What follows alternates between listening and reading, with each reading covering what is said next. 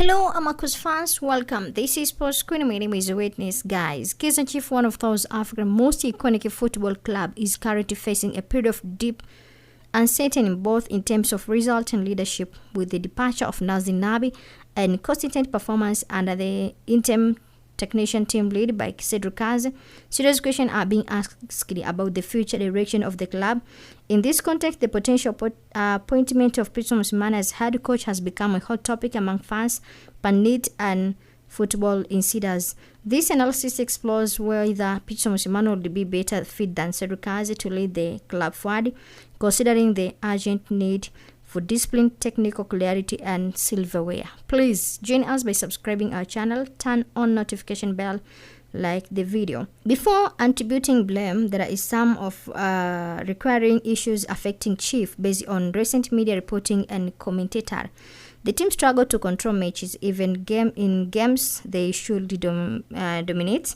They concede too many goals, especially via cell mistake or count-attacks. They often fail to convert chances in their final third.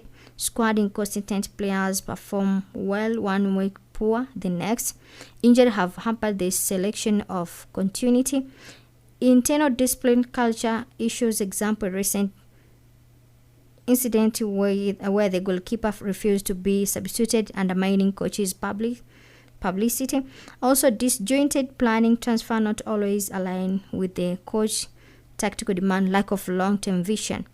So giving this is too simplistic to say it is the coach fault or it is the player fault, but we can examine which side is more responsible in different domains. In coaching, technical staff responsibility, strength, or defensible points, the analysis and clarity on challenges. Nabi public name 3 key hindrances: inconsistency from youth, injuries, and media criticism pressure. Coach like Cedrik Kaze have defended players under fire, example praising Inshun Horries like Oxim Thethwa, and tries to shield squad morale. In the match where stats were favorable, passion shots, etc., the staff has pointed the structure improvement or positive things despite lack of goals. So the coaches are not completely blameless. In fact, they have tried to create confidence and structure, key responsibilities, and where they might be failing. In tactical coherence and system fit, if coach cannot align tactical with the strength and weakness of the squad, the player will struggle. Reporting suggests Chief have a disjointed squad, meaning some players are not ideal fit for the system the coach wants. Frequent changes in coaching staff also erode continuity, making it harder for players to adapt. Managing players' philosophy, discipline, and culture. The goalkeeper incident in Tuari refusing substitution is a strong indicator of discipline breakdown that directly undermines coach's authority. If players don't respect the process, rotation, instruction, and discipline, the coach job becomes exponentially harder.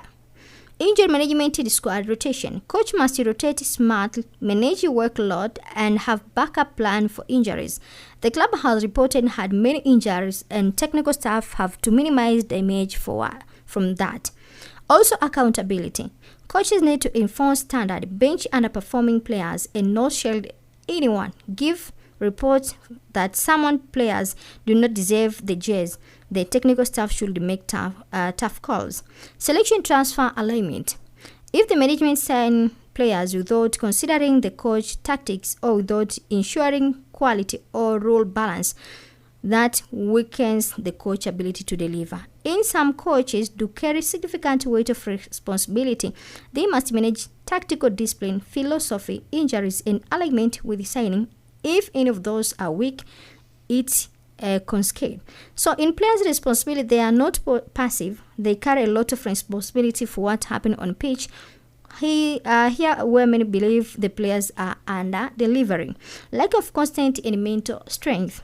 Reports say the squad is consistent good on one match, terrible next. They suggest mental focus and attitude issues. Midfielders have themselves admitted that Chief lost control of games. They rush, make errors, and panic.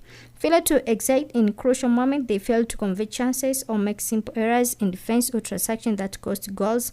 Attitude, effort, and respect for the Jazz. Comments from fans, media, and club insiders suggest some players lack commitment to or respect. Example, some players do not deserve the jersey. If individual prioritize personal performance over team discipline, example, ignoring instruction, showing dissent, they undermine the collective effort. Also undermining coaches, public or private. The entire incident is cognitive example, a player public resisting substitution undermines authority that show deeper cultural and leadership problem within the dressing room. Handling pressure and adversity. At being a club like chief player must handle media security, high expectation and criticism. Some appear to struggle with that. So there are a strong case that many of the failing are at the players' end, especially mental resilience, consistent discipline, and execution. So which side is more to blame in my view based on evidence? Many of the reported issues, inconsistent mental lapses and poor decision, are within players' control, at least more so than having a perfect tactic or avoiding injuries. The discipline break. Goalkeeper defined substitution is blatant challenge to the coaching structure. That is a red flag of players in discipline. Coaches have in public at least tried to protect players, accept responsibility, and propose solution, rotation, youth inclusion. But coaches cannot force players to believe, to fight, to concentrate for 90 minutes that require buy-in. However, the coaches are not blameless. They must design systems that suit the players available or influence recruitment to bring in the deal type. They must build a disciplined culture that could prevent incidents like undermining authority. If talent being measured, player out of position, tactic mismatched, the coach must correct that. So the fault is shared, but with a strong weight on playing group or ground. So in final thought, what needed to correct those cause? To turn around this crisis, chief must address both sides. Some recommendation: re-establish discipline. Any public defense must be dealt with swift, beaching internal consequence. Leadership core senior respected players must lead by example, especially in adversity. Mental coaching report philosophy to help players cope with pressure, perform constant, maintain concentration. Tactical complication make system less variable to error, especially during phase of transaction or when under pressure. Smart recruitment align a tactics. Ensure new signing fit to coach's desire, playing style. Rotation and injury management build squad depth on rotation, intelligent to avoid burnout. Accountability culture. Very players must know the performance matter, and League City have consequences. So what they're supposed to do? First, to fix the discipline in dressing room culture. Why? If chiefs are ignoring instruction, undermining coaches, or not taking jazz serious, no system will work. What they should do is suspend or fine players who disrespect the bench. Example, touring incident set an example, of course. Empower the coach to take strong action without interference from management. Appoint or reinforce strong captain leadership group. Players respected in dressing room who can guide teammates. Bring in a report philologist. They build team focus on confidence and unit. Simply tactic and game plans. Why? When confidence is low and error are common, the best approach is to go back to the basics. What they should do: focus on defensive structure first. Don't concede cheap goals. Set up a clear identity, counter-attacking, possession-based. Be constant player in their natural position, not out of role, out of comfort.